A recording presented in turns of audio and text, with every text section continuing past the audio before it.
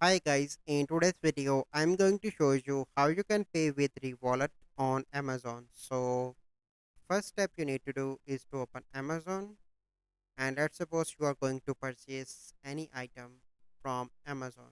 So let me sign in. So let me add my email address here. Click on continue. Here you need to add your password. Let me add my password if I remember. Okay, right. Click on dismiss. So now I am on my cart. Click on proceed to checkout.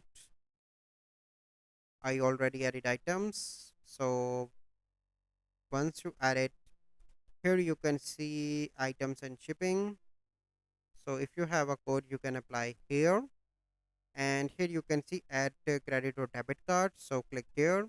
So here you need to add the wallet card number, name on card and expiry date, and click on add your card. Once you done that, your card will be added. So this is the process that you need to follow to pay with Revolut on Amazon. So I hope you find this video helpful. If you find this video helpful, must like this video, subscribe to our YouTube channel for future videos. We'll see you in the next video. Thank you. Have a good day.